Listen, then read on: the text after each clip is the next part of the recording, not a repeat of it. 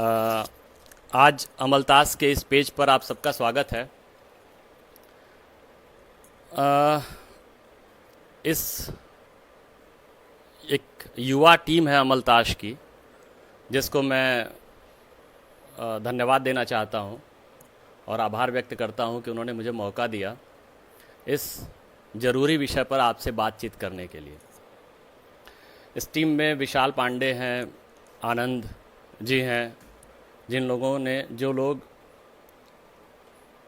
लोगों ने आग्रह किया कि हम इस पे कुछ बात करें, तो मैं अपनी आज के विषय पर अपनी बात रख रहा हूँ, युवा मन और मानस मंथन। मराठी में एक कहावत है, रावण तोंडी रामायण। रावण खुद बखान कर रहा है रामायण की। तो ये कहावतें ऐसे तो नहीं बनती, उसके पीछे एक संस्कृति होती है। आज अपने समाज में हम यह प्रवृत्ति देख सकते हैं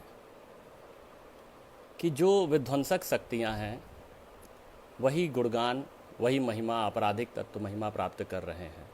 ये भौतिकवादी संस्कृति किस प्रकार से जो रावण के समान लील रही है लेकिन गुणगान कर रही है, जिसका गुणगान हो रहा है।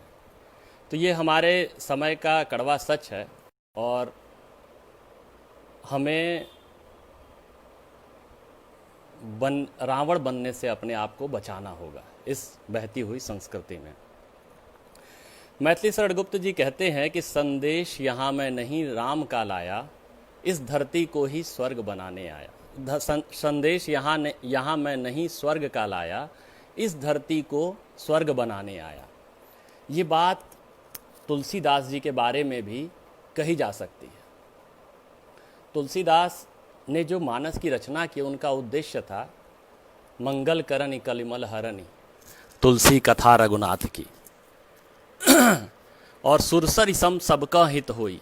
तो ये जो भावना थी सबके हित की, दरअसल यह पृथ्वी को स्वर्ग बनाने की एक कवायद थी। यह रामचरित मानस, राम कथा का इतिहास हजारों वर्ष का है। तुलसीदास ने बड़े परिश्रम से 2 वर्ष 7 महीने, ऐसा माना जाता है कि 2 वर्ष 7 महीने और 26 दिन में इस मानस की रचना की। और पिछले 600 सालों से ये दिग दिगंत तक मानस की व्याप्ति हुई। तो मैं ये विनम्र निवेदन करना चाहता हूँ कि 40-50 मिनट में इतने महाकाव्य पर, इतने बड़े हमारे लोक के ग्रंथ पर कुछ कहना सूरज को जुगनू से भी कम अहमियत है, दिखाना है। लेकिन चूँकि मानस में रुचि रही है, परिवार का एक संस्कार रहा है, इसलिए मैं आज आप लोगों के सामने इस पर कुछ बात करने की हिम्मत कर पा रहा हूँ, वरना मेरे लिए यह असंभव था। तो बड़ी विनम्रतापूर्वक मैं कुछ बातें कहूँगा जिसको आप लोग देखिए। मेरी जो पढ़ाई हुई है, स्कूलिंग, शुरुआती पढ़ाई हुई है, वो विज्ञान के माध्यम से हुई है। विज्ञान उसमें प्रमुख था, साहित्य तो बाद में मैंने साहित्य की तरफ मैं आया। तो विज्ञान हमारे समय में था, एक किताब में बड़ी अच्छी सेंटेंस होती थी विज्ञान की किताबों में, आओ करके सीखें, आओ करके देखें। और जो हमारी पीढ़ी बड़ी हो रही थी उस समय, टीवी, हम एक विज्ञापन बहुत चलता था, पहले इस्तेमाल करें फिर विश्वास करें। तो ये चीज़ें हमारे जो मिलेनियम पीढ़ी, हमारी पीढ़ी है, वो उसके मन में ये बातें घर करती जा रही थी कि ऐसे कैसे विश्वास कर लें। मुझे लगता है कि जब तुलसीदास ने सूकर खेत में पहली बार राम कथा सुनी होगी, या जहाँ भी सुनी होगी, उनको सहज विश्वास नहीं हुआ होगा कि कोई ऐसा भी चरित्र है, इस तरह की बातें हैं। इसीलिए मैं ये सोचता हूँ कि वो उन्होंने नाना पुराण निगमागमों की, हमारे पौराणिक आख्यानों की, वेदों की, वाल्मीकि रामायण से लेकर अध्यात्म रामायण तक की यात्रा इसी क्रम में की होगी। और फिर उन्होंने इस विश्वास के साथ इस बात को कहा होगा कि एक भरोसो एक बल एक आस विश्वास, एक राम घनश्याम हित चातक तुलसीदास।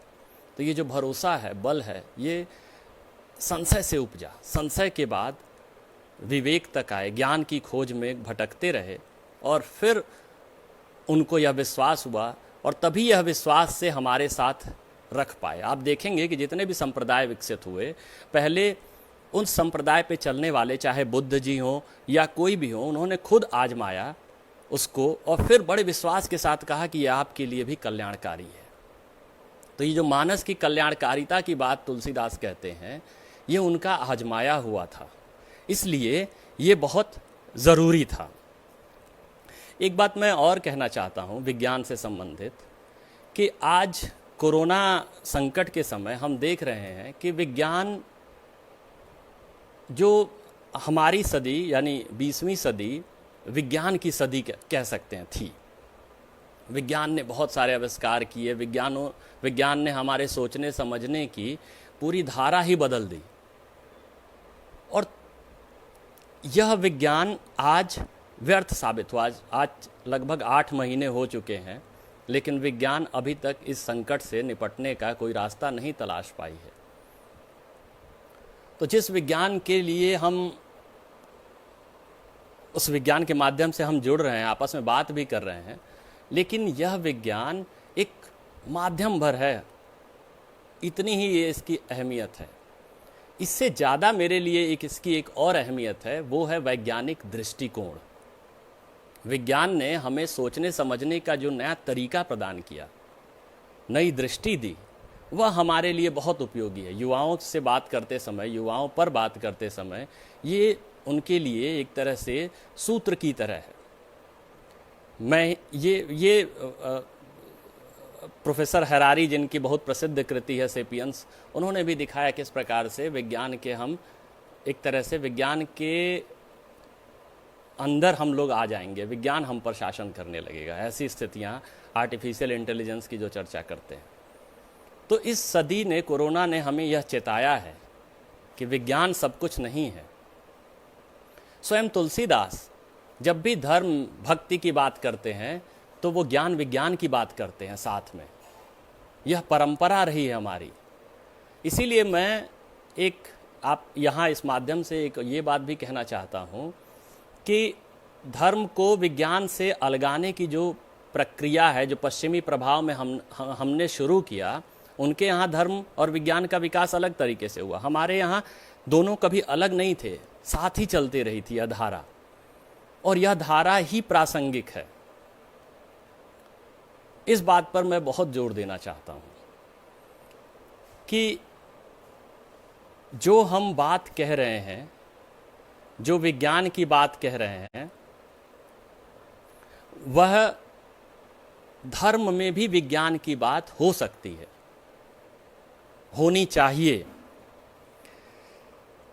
तुलसीदास जब रामचरितमानस लिखते हैं, उनके 2 शब्द बहुत प्रिय होते हैं, बार बार उसका प्रयोग आएगा। एक मंगल, वह मंगल खुद का मंगल नहीं है, अपने भले की बात नहीं करते हैं, लोक मंगल की बात करते हैं। और दूसरी बात है मंगल के साथ विवेक। यह विवेक की प्राथमिक सीढ़ी मैं मानता हूं जिज्ञासा या संदेह होता है। अगर स्कूल की पढ़ाई तोता रटंत वाली नहीं रही, मास्टर ने बहुत आपके जिज्ञासाओं का शमन उसी समय नहीं कर दिया, तो ये जिज्ञासाएं जो बाल मन में रहती हैं, वो युवा होने पर यह जिज्ञासाएं अगर बनी रहीं तो वो मार्ग ढूंढती हैं। वो जिज्ञासाएं हमें मौलिक बनाती हैं, हमें हमारा विवेक पैदा करने में मदद करती हैं। इसलिए इस जिज्ञासा का बहुत महत्व है। तो युवा की बात करते हैं तो युवा में संदेह और जिज्ञासा, ये दोनों मूलभूत चीज़ है, होनी ही चाहिए, होती ही है अगर शमन न किया गया हो। इसके साथ साथ होता है साहस। वह उस जिज्ञासा के लिए कोई भी साहस करने को बड़े आराम से तत्पर रहते हैं। दूसरी बात है युवाओं में जो होती है, मैं इस पूरे व्याख्यान को 3 चरणों में आपके सामने रखूंगा। एक तो युवाओं की क्या विशेषताएं होती हैं, मौलिक विशेषताएं। दूसरा, मानस में क्या ऐसी चीज़ है जो युवाओं के लिए, क्यों युवा मानस को पढ़ें। और तीसरी, मानस को कैसे हमारा समाज देखता है और युवा देखना चाहिए। इस बात को मैं आपके सामने रखूंगा।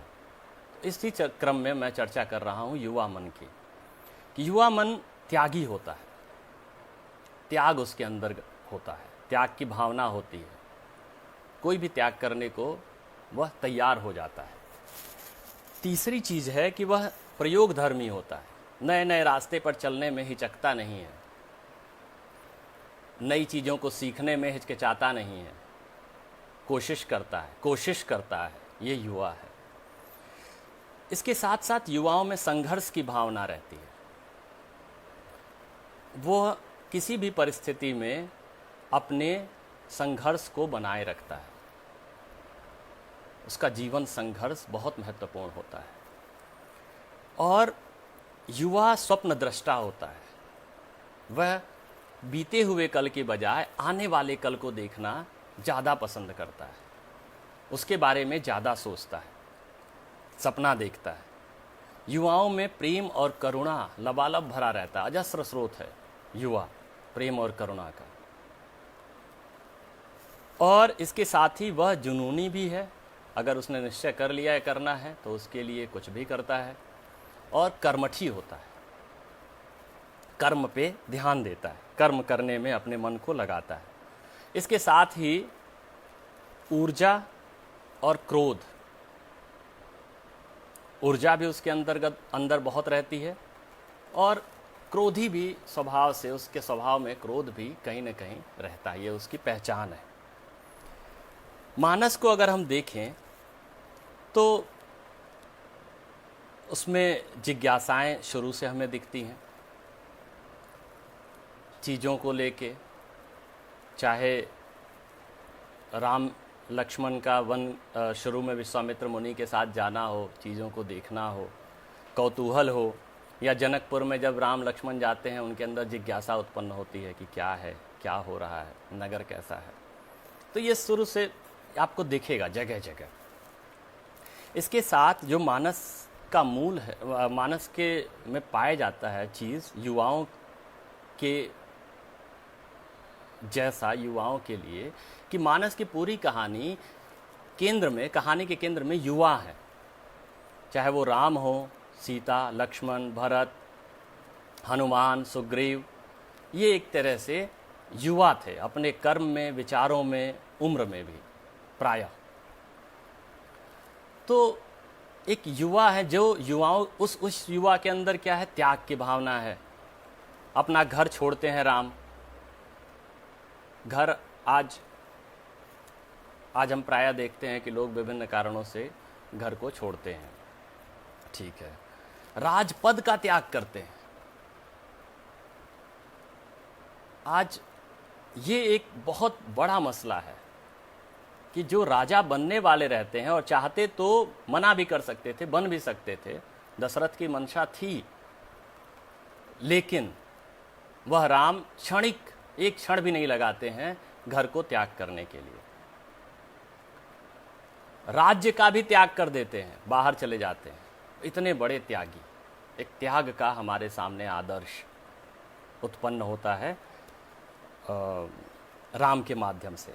इसके साथ ही वीरता और साहस, जिसमें जो पूरे रामचरितमानस में आपको जगह जगह दिखाई देता है। दो एक तरह से साधु वेशधारी युवक और रावण को जानकर भी, रावण की लंका को समझकर भी उससे लड़ने का साहस करते हैं और वीरता दिखाते हैं और विजयी भी होते हैं। फिर जो महत्वपूर्ण चीज़ है, प्रेम और करुणा। प्रेम मानस में अद्भुत रूप से तुलसीदास ने प्रेम का वर्णन किया है, चाहे वह पिता पुत्र का प्रेम हो, पति पत्नी का प्रेम हो, मातृ पुत्र का प्रेम हो, या पारिवारिक प्रेम हो, और इसके साथ ही भातृ प्रेम के मामले में रामचरितमानस तो अतुलनीय है। इससे पहले जितने भी मानस रामायण की कथाएं लिखी गईं, उसमें उस तरीके से भरत के प्रेम को नहीं दिखाया गया जिसकी प्रतिष्ठा रामचरितमानस में होती है। ये इसमें अद्भुत रूप से सामने आता है। रामायण का मूल रस है वो है शोक, क्योंकि इस शोक के कारण ही रामायण की रचना हुई, और वह शोक पूरे रामायण में दिखता है। लेकिन रामचरितमानस के मूल में आती है करुणा। यह करुणा ही रामचरितमानस की प्राण भूमि है, एक तरह से हम कह सकते हैं। तो जो करुणा है वह किस प्रकार की करुणा है? राम दीन बंधु प्रणतारति हरना, यह राम को बंधु की तरह, दीनों के बंधु की तरह, राम केवल सहायक नहीं है, सहयोग, एक हमारी बात पुकार नहीं सुनते हैं। हम कहते हैं कि दीन दयाल विरद संभारी हरहु नाथ मम संकट भारी। हम अपने संकट को, बड़े संकट को दूर करने के लिए उनको आमंत्रित करते हैं।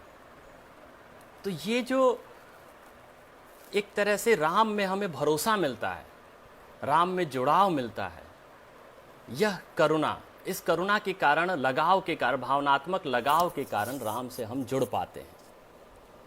और फिर मैं अगली महत्वपूर्ण चीज के लिए बारे में बात कर रहा हूं कि संघर्ष, जो राम का संघर्ष है वह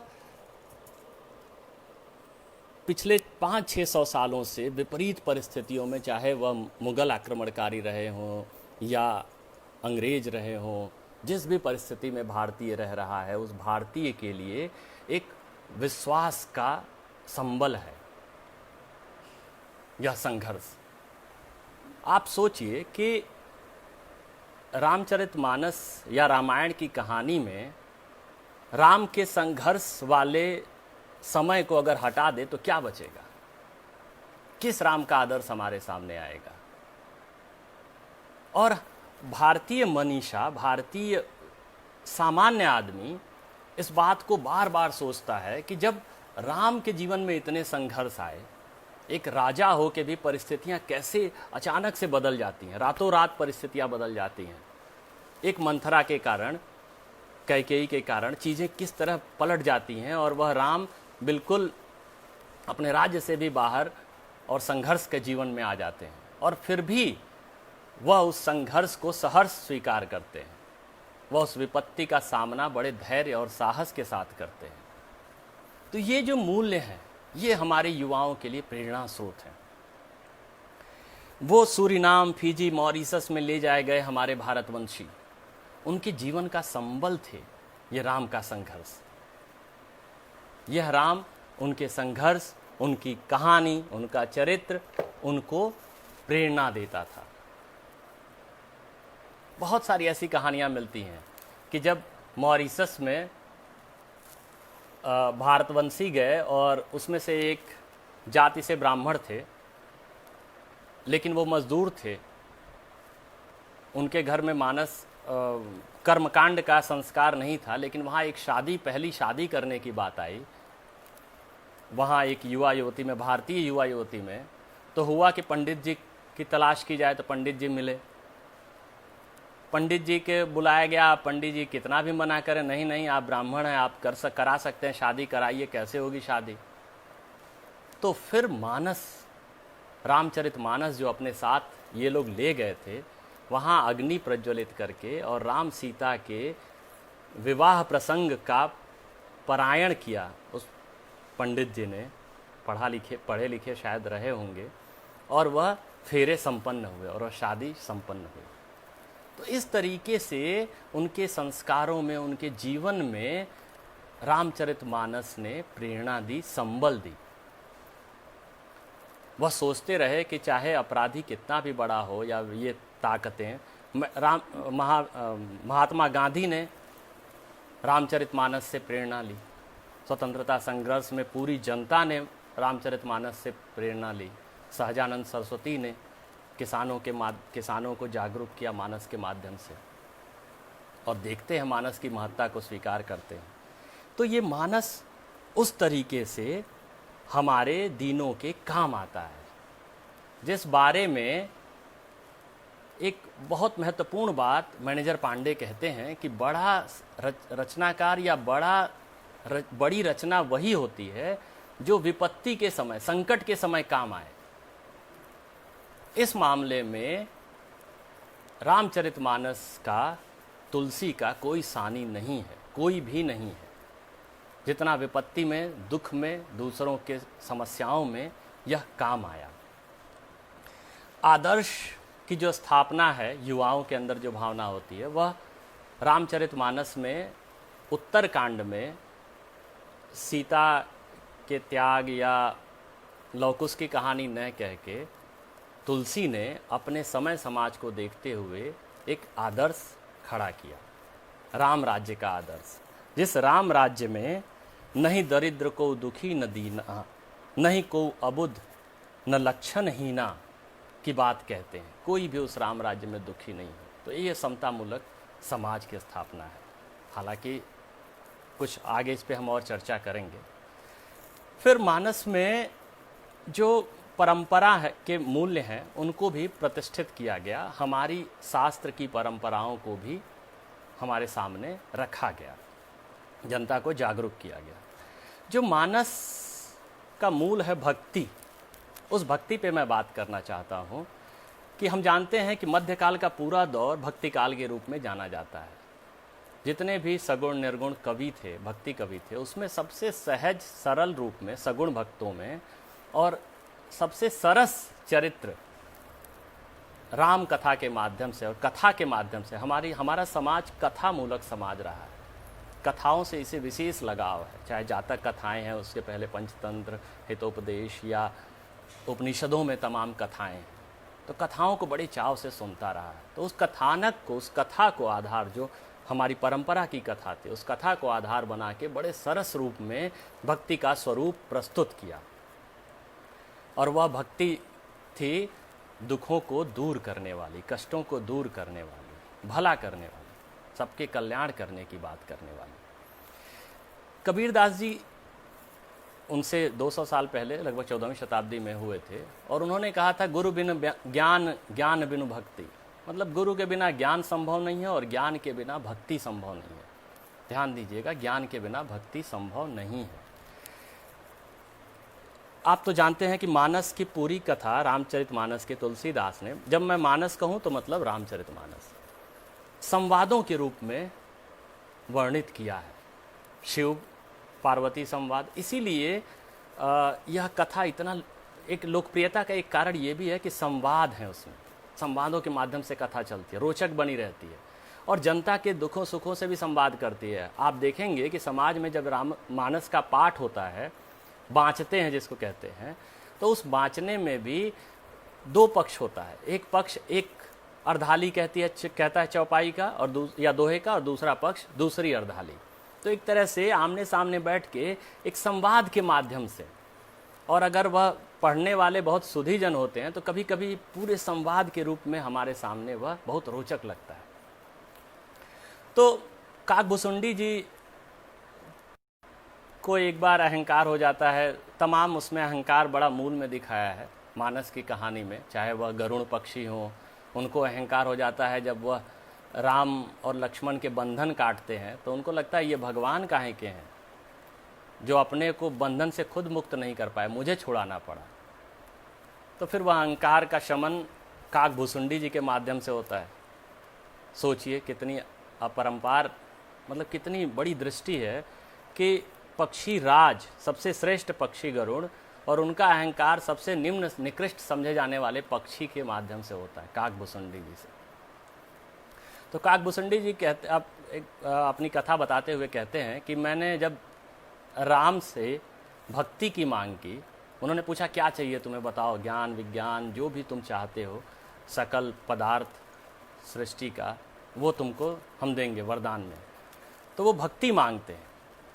तो तुलसीदास वहाँ लिखते हैं कि भगति ज्ञान विज्ञान विरागा, भगति ज्ञान विज्ञान विरागा, जोग चरित्र रहस्य विभागा।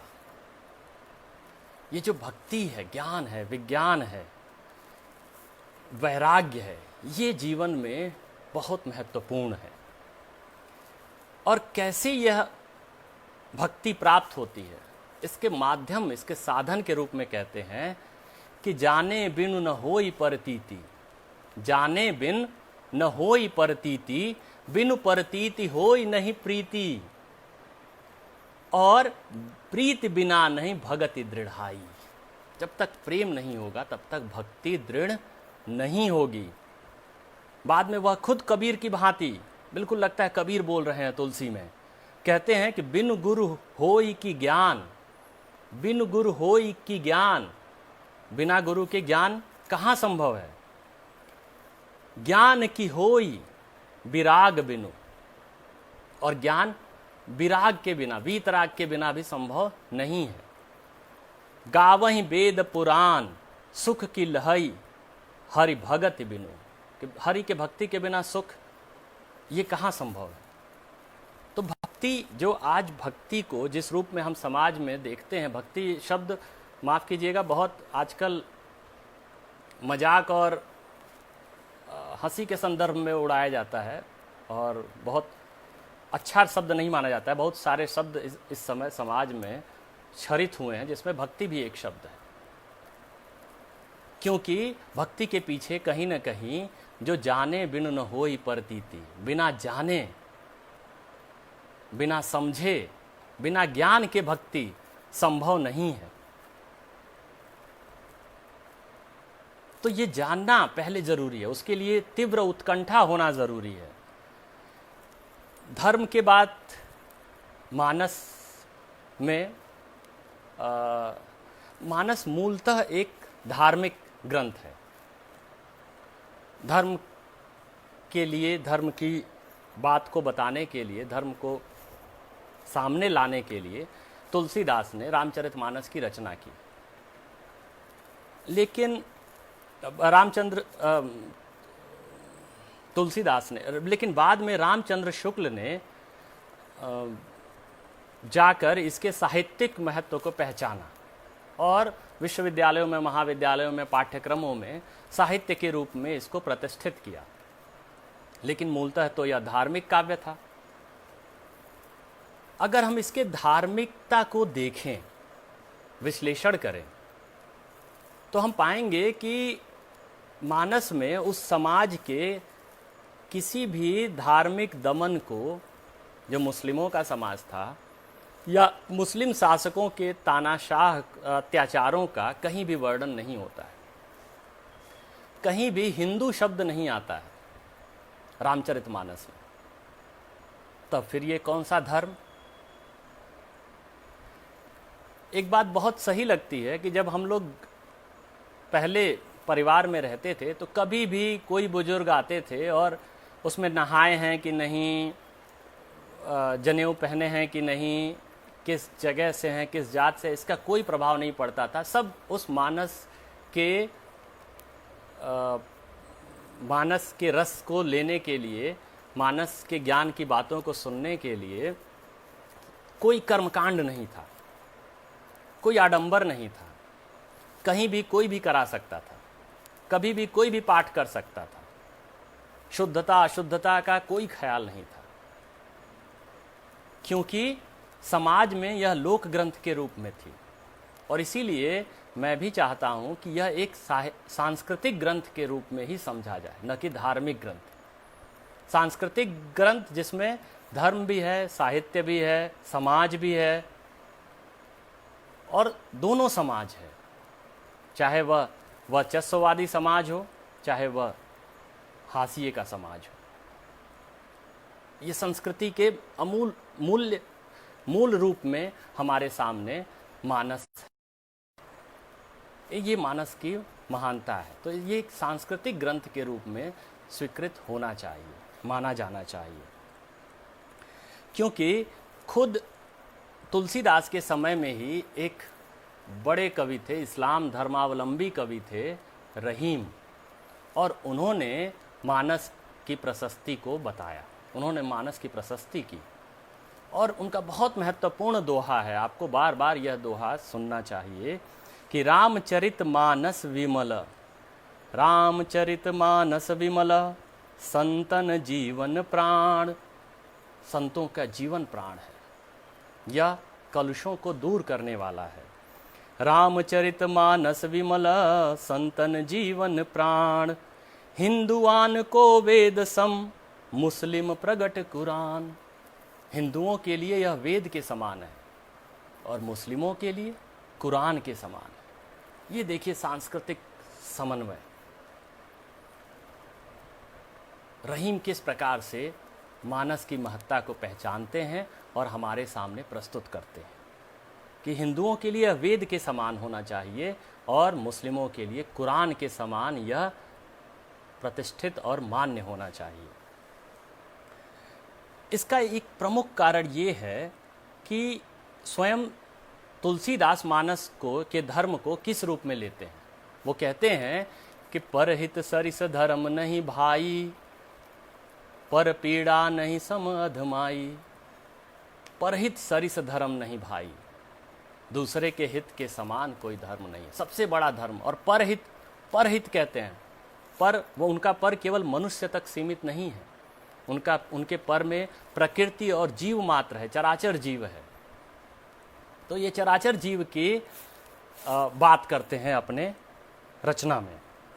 इसीलिए गांधी जी स्वयं तुलसी को बहुत समादृत देते हैं, बहुत आदर करते हैं, और उन्होंने खुद उनके परहित सरिस धर्म नहीं भाई को अपना मूल वाक्य बनाया। और नरसिंह मेहता का देखिए कि वैष्णव जन तो तीणे कहिए जो पीर पराई जाने, पराई पीर को समझने वाला, पराई पीर को दूर करने वाला, यह भक्ति है उनका।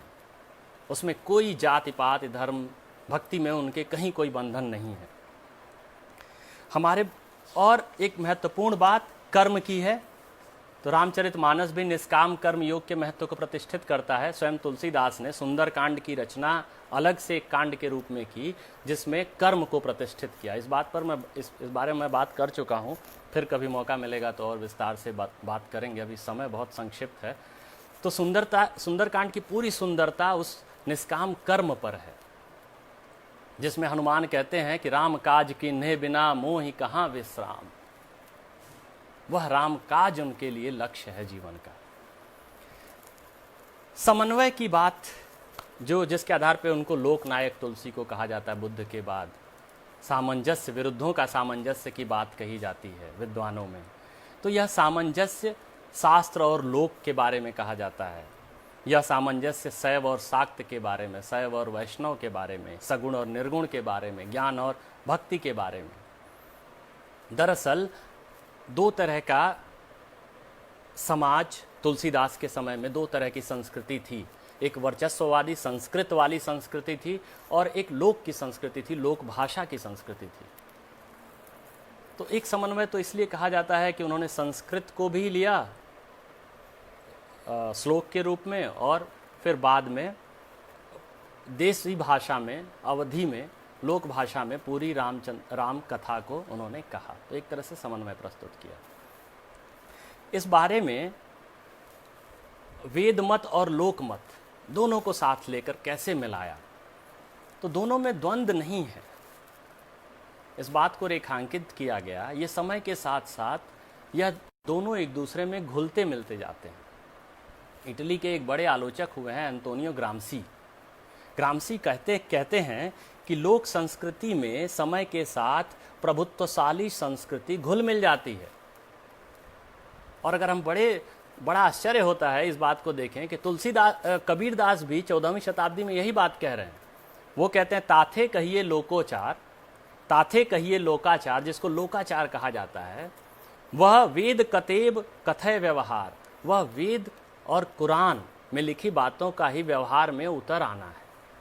सोचिए इस प्रक्रिया को, इस लंबी प्रक्रिया को वह समझ रहे हैं कि कैसे संस्कृति, जो शिष्ट संस्कृति है, वह कैसे लोक संस्कृति में घुल मिल रही है। तो तुलसीदास का ये रामचरितमानस इस घुलने मिलने का एक प्रतिबिंब है, प्रतीक है, जिसमें शास्त्र भी है और लोक भी है, और दोनों को निचोड़ मिला के तुलसीदास एक साधु मत रखते हैं। साधु मत यानी सबके लिए कल्याणकारी मार्ग, वह हमारे सामने प्रस्तावित करते हैं।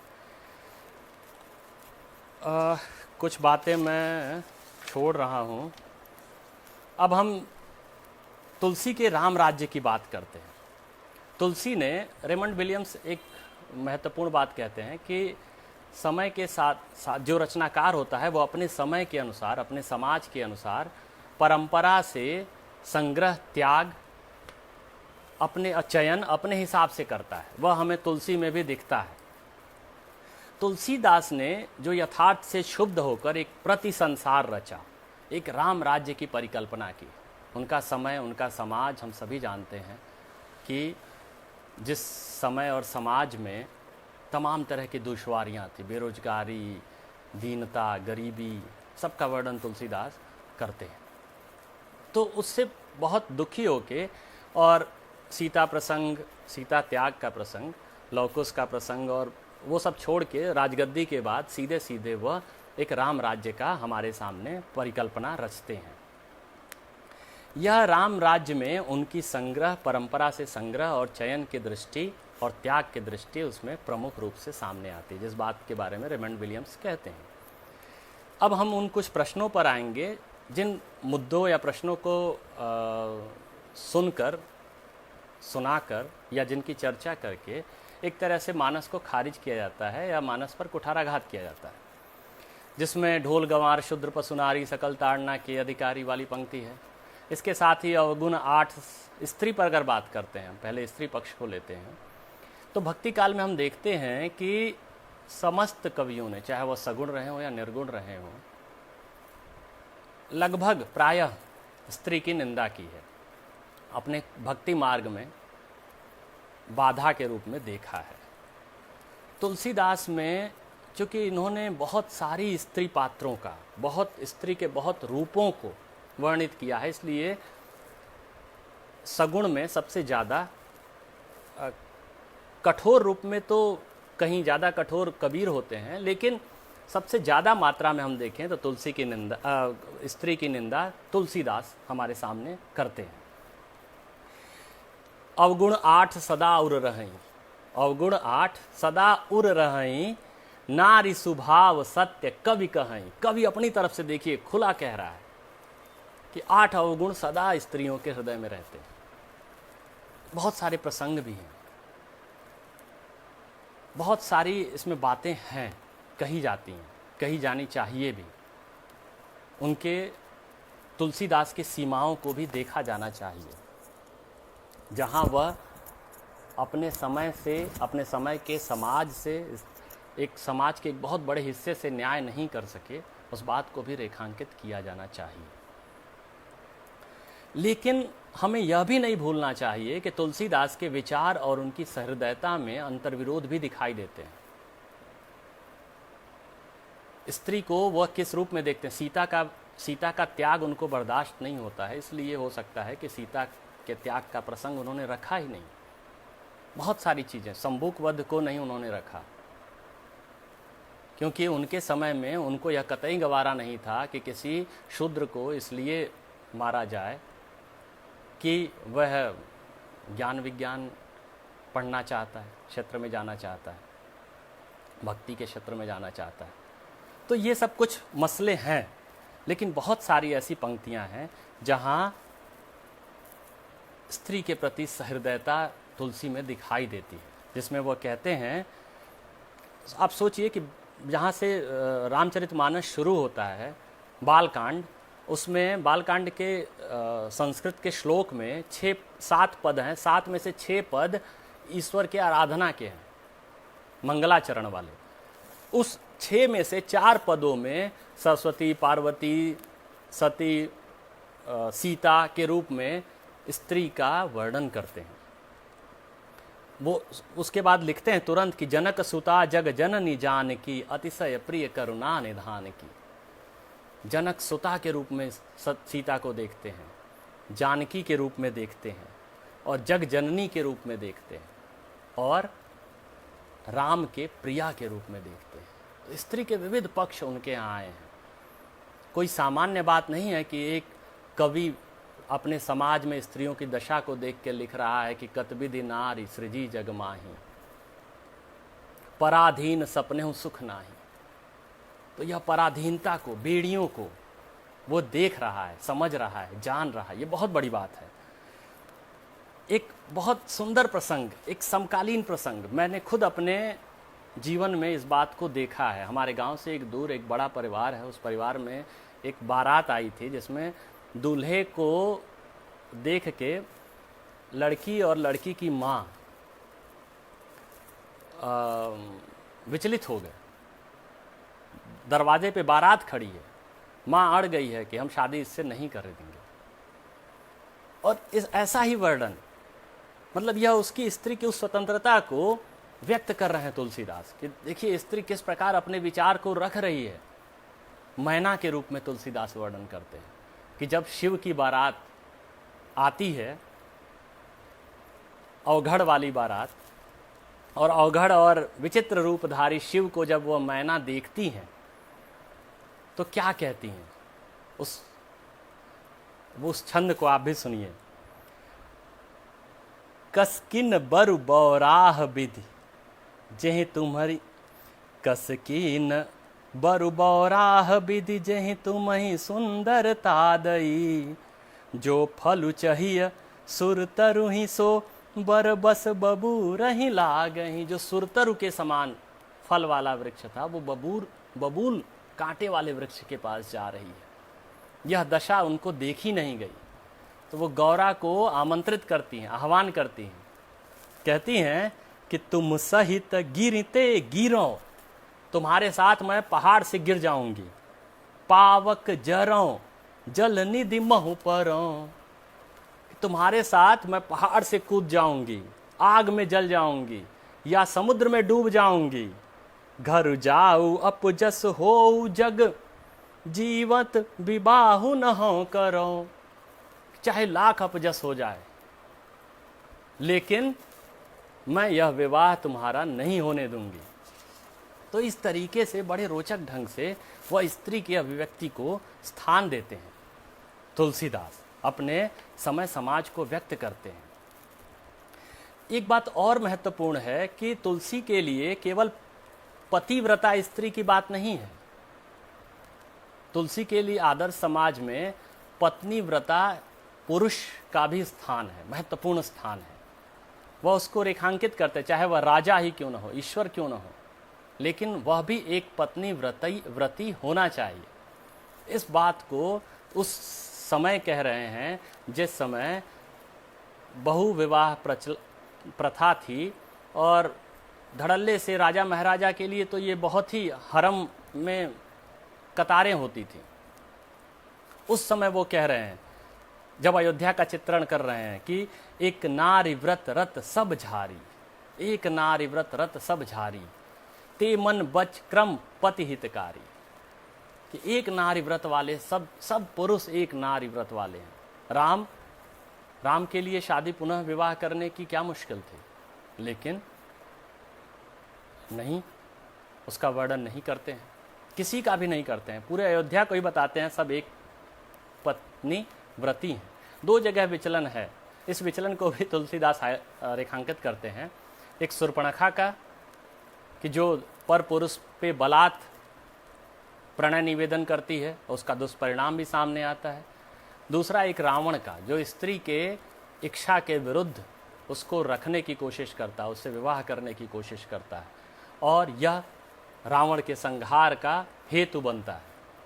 तो ये चीज़ें हमारे सामने वह रखते हैं।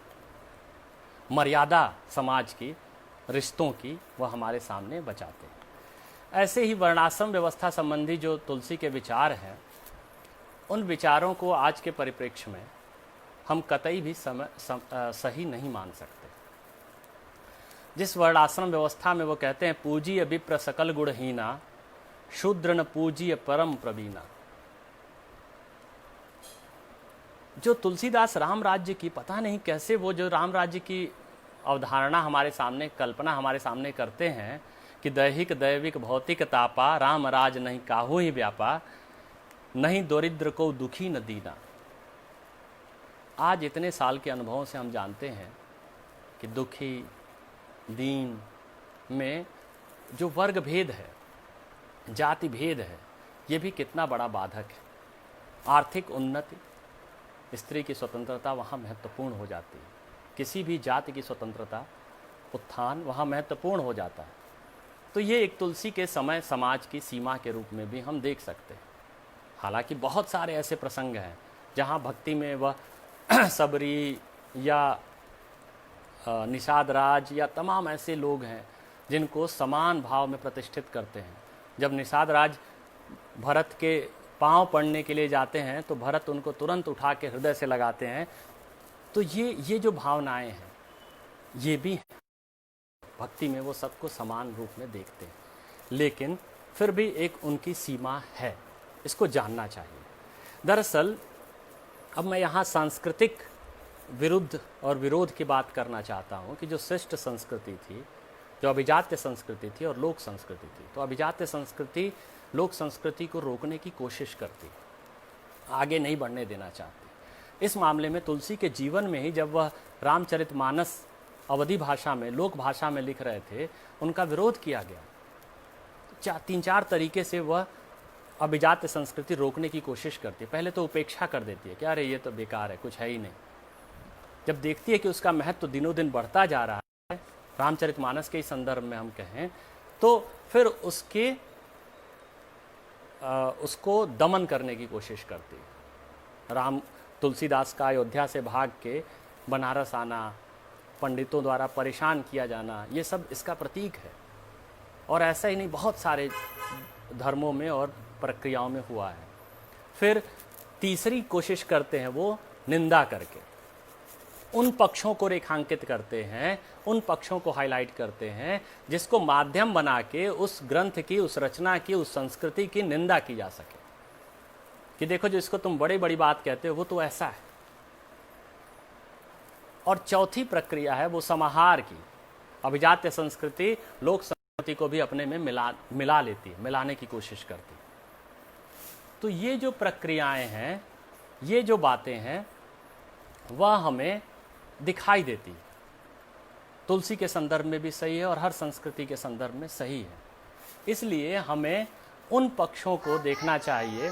एक तरह से यह एक साजिश भी हो सकती है अभिजात्य संस्कृति की, ताकि जो लोग वंचित हैं इससे, लोक संस्कृति के लोग, वो लोग इससे दूर रहें, इससे उनको दूर किया जा सके, इनको हटाया जा सके। तो ये भी एक कोशिश होती है। अब हम अंतिम अपने चरण में आते हैं कि युवाओं को क्यों मानस की तरफ आना चाहिए, क्यों मानस के लिए देखना चाहिए।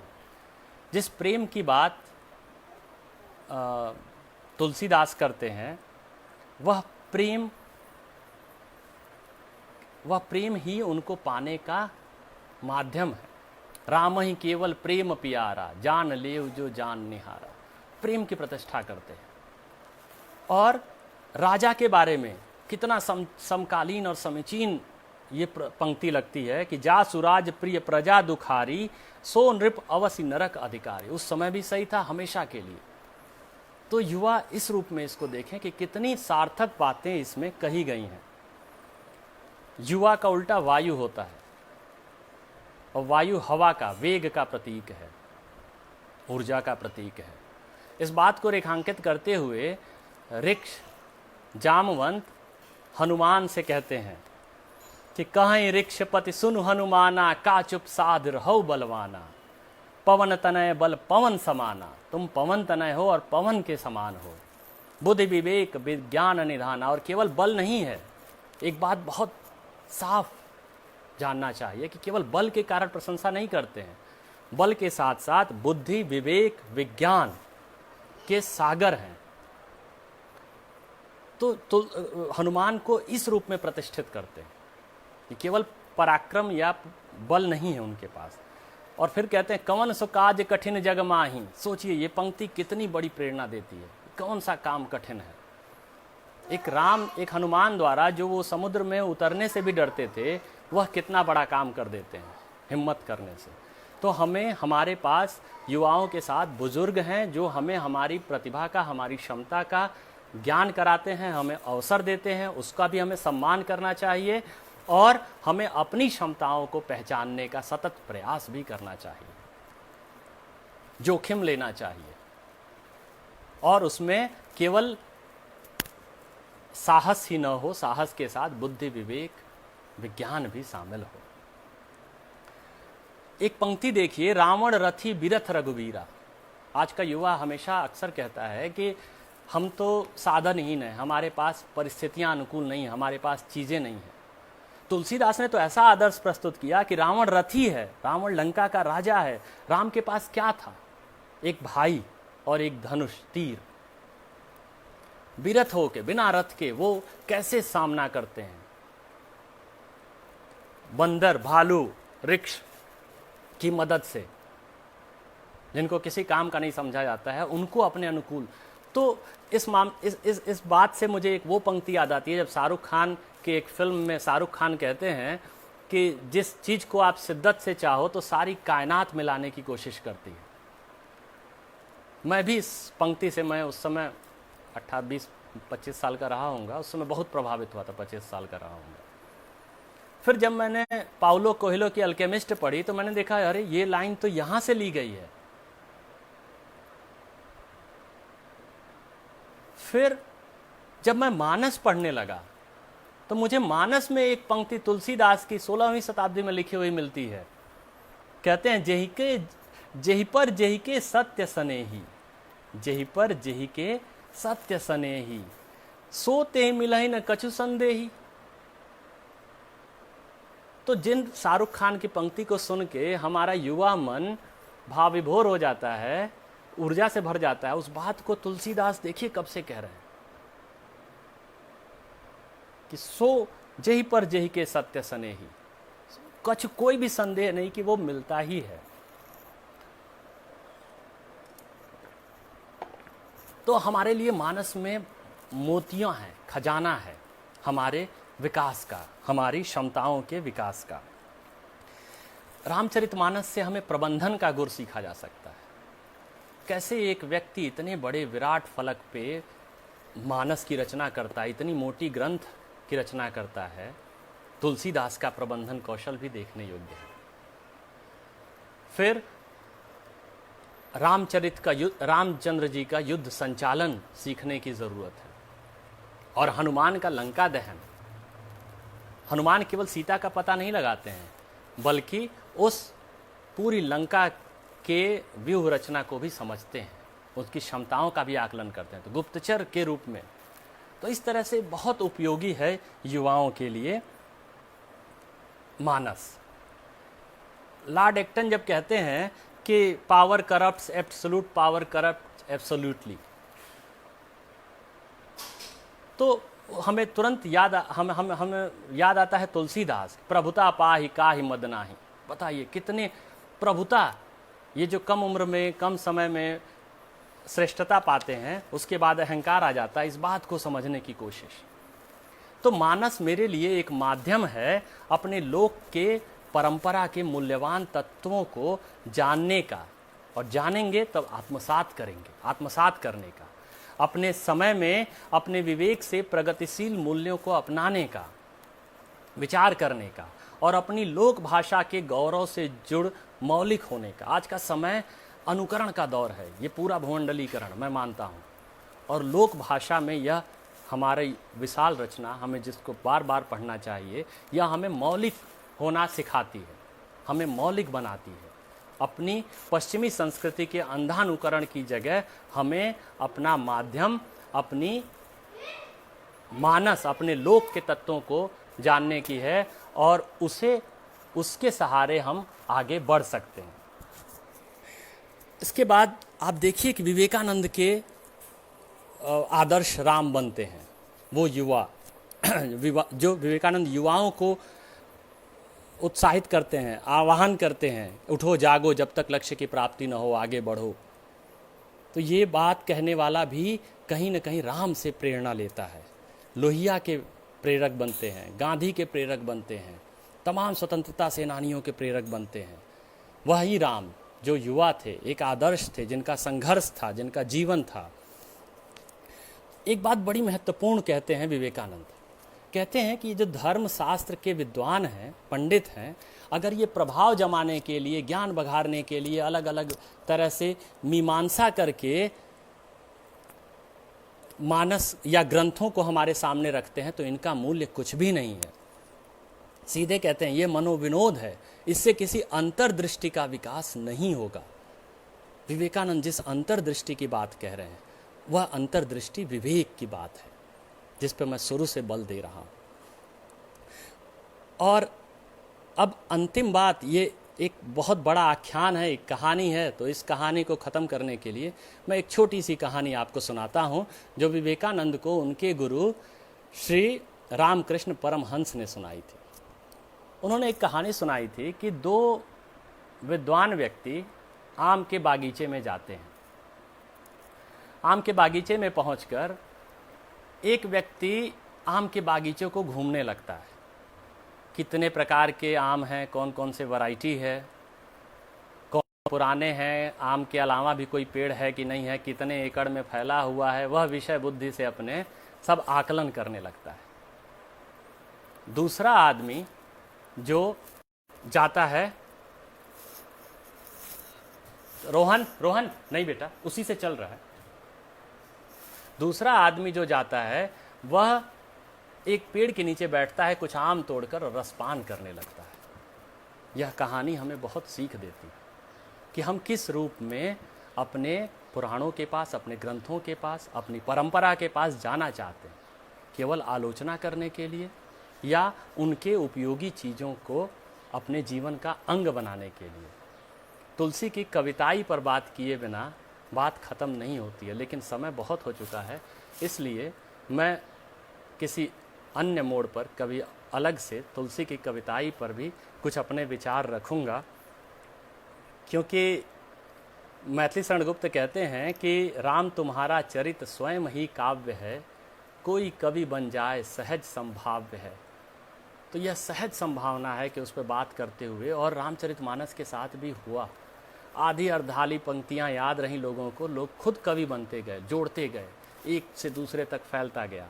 तो आप केवल इस बात को, उसकी लोकप्रियता पर भी अलग से बात हो सकती है, मानस की क्यों इतना लोकप्रिय हुआ, और इसकी लोकप्रियता को अगर आप समझेंगे तो आप ये भी समझेंगे, ये भी जानने का प्रयास करिए, मेरा विनम्र निवेदन है, कि क्यों इतना लोकप्रिय हुआ, क्यों इसकी पहुंच इतनी बढ़ी, क्यों वह पढ़े लिखे वर्ग को छोड़ दीजिए, अनपढ़ और अन्य लोगों को भी अपील करता है। सावन का महीना है, सावन के महीने में धान की रोपाई का काम होता है, शिव जी का महीना है, और मुझे शिव मानस के समय ही, मतलब शिव, जब मानस में शिव जी की महिमा तुलसीदास ने राम के मुख से कहलाई, तब से ही यह प्रचलन रहा होगा कि इस महीने में रामचरितमानस के पाठ का खूब पाठ होते हैं। तो मैं ये चाहता हूँ कि ठीक है, हम बाँचते हैं, बाँचने की परंपरा है मानस की, लेकिन उसके अध्ययन की भी एक परंपरा विकसित हो, एक समझ विकसित हो, जिससे हम उपयोगी तत्वों को ग्रहण करें और अपने जीवन में इस मानस को शामिल करें। आप लोगों ने धैर्य और ध्यान से हम मेरी बातों को सुना, इसके लिए आप सबका भी बहुत बहुत आभार। धन्यवाद।